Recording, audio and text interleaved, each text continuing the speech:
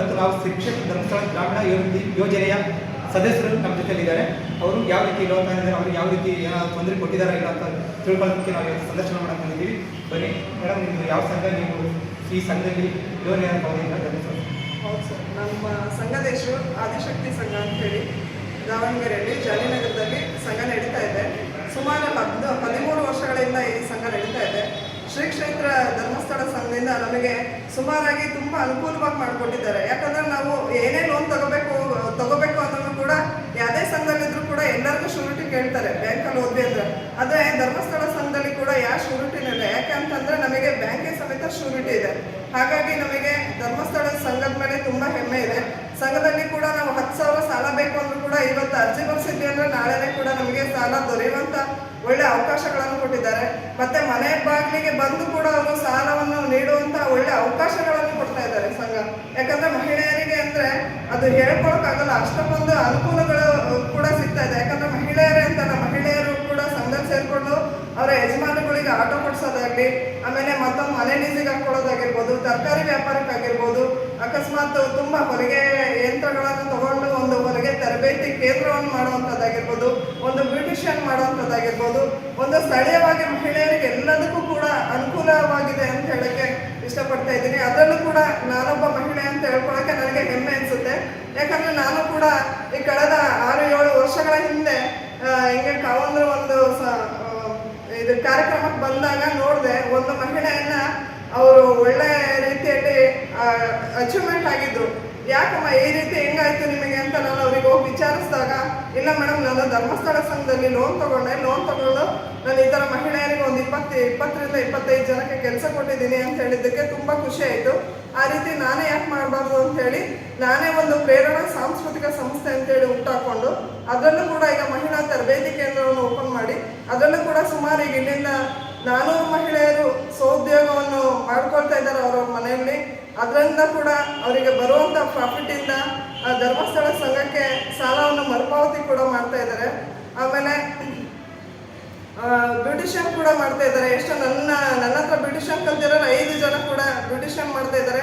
Beautician ಮಾಡಿಕೊಂಡು ಅವರು ತರಬೇತಿ ನೀಡ್ತಾ ಅವರು ಸುಮಾರು ನನ್ನ ಕೈಗಳಿಗೆ ಇರ್ತಕ್ಕಂಥವ್ರು ಅವರು 10ರಿಂದ 15 ಜನಕ್ಕೆ ಇನ್ನು ಬ್ಯೂಟಿಷಿಯನ್ ತರಬೇತಿಯನ್ನು ಕೊಡ್ಕೊಳ್ತಾ ಅವರು ಕೂಡ ಸುಮಾರು ಹೀಗೆ ಒಬ್ಬರಿಂದ ಒಬ್ಬರಿಗೆ ಚೈನ್ ಲಿಂಕ್ ಥರ ನಮ್ಮ ಸಂಸ್ಥೆ ಕೂಡ ಒಳ್ಳೆ ರೀತಿಯಲ್ಲಿ ಹಾಡ್ತಾ ಇದೆ. ಮತ್ತು ನಮಗೆ ಒಳ್ಳೆ ಹೆಮ್ಮೆ ಅನಿಸುತ್ತೆ. ಶ್ರೀ ಧರ್ಮಸ್ಥಳ ಕ್ಷೇತ್ರದಲ್ಲಿ ನಾನೊಬ್ಬ ಸದಸ್ಯಳಾಗಿರೋದಕ್ಕೆ ನನಗೆ ತುಂಬ ಹೆಮ್ಮೆ ಅನಿಸುತ್ತೆ. ಆ ಸಂಘದಿಂದನೇ ಕೂಡ ಎಲ್ಲರೂ ಕೂಡ ಐಡೆಂಟಿಫೈ ಮಾಡ್ತಾರೆ, ನೀವು ಧರ್ಮಸ್ಥಳ ಸಂಘದ ಮೆಂಬರ್ ಅಲ್ವಾ ಅಂತೇಳಿ ಐಡೆಂಟಿಫೈ ಮಾಡ್ತಾರೆ. ಆಮೇಲೆ ಧರ್ಮಸ್ಥಳ ಸಂಘಕ್ಕೆ ನಾವು ಎಷ್ಟು ಋಣಿಯಾಗಿದ್ರು ಸಾಲದು ಅಂತ ಹೇಳಕ್ಕೆ ಇಷ್ಟಪಡ್ತಾ ಇದ್ದೀವಿ.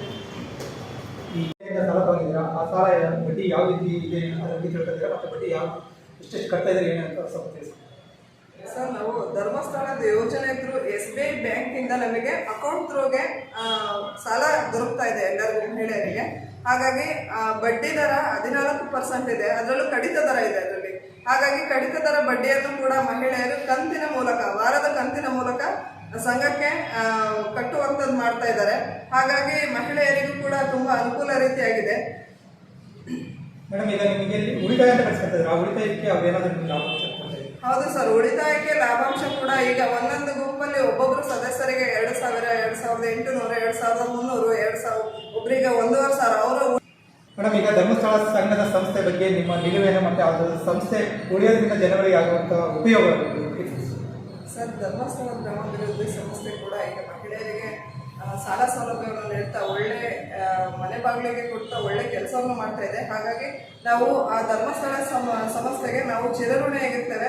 ಮತ್ತು ಯಾರು ಕೂಡ ಧರ್ಮಸ್ಥಳದ ಸಂಸ್ಥೆ ಬಗ್ಗೆ ಕೂಡ ಮತ್ತು SBI ಬ್ಯಾಂಕ್ ಬಗ್ಗೆ ಕೂಡ ಯಾರು ಅಪಪ್ರಚಾರ ಕೂಡ ಮಾಡಬಾರ್ದು. ಯಾಕಂದರೆ ಬ್ಯಾಂಕ್ ಥ್ರೂ ಸಾಲ ಸಿಗ್ತಾ ಇದೆ ನಮಗೆಲ್ಲರಿಗೂ.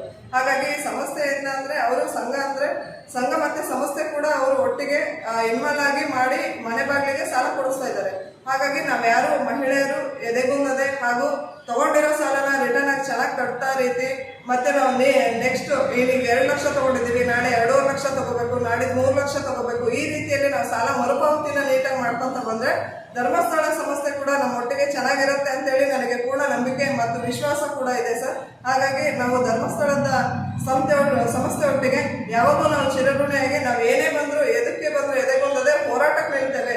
ಯಾವುದು ಕೂಡ ಯಾವುದೇ ಬ್ಯಾಂಕ್ ಮೈಕ್ರೋ ಫೈನಾನ್ಸ್ ಬೇರೆ ಸಂಘ ಸಂಸ್ಥೆಗಳೆಲ್ಲ ಸೇರಿ ಅಪಪ್ರಚಾರಕ್ಕೆ ಒಳಗೊಡದೆ, ಹಾಗಾಗಿ ಅವರು ಮಾಡ್ತಾರೆ ಅಂತೇಳಿ ನಾವು ಸಂಸ್ಥೆ ಕೂಡ ಈ ತರ ಕಪ್ಪು ಚುಕ್ಕೆ ನೀಡ್ತಾ ಇದಾರಲ್ಲ, ಆ ರೀತಿ ಯಾರು ಕೂಡ ಮಹಿಳೆಯರು ಎದುರುಬೇಡ್ರಿ, ಈ ಸಂಸ್ಥೆ ಕೂಡ ಚೆನ್ನಾಗಿ ನಡೆಸ್ತಾ ಇದೆ.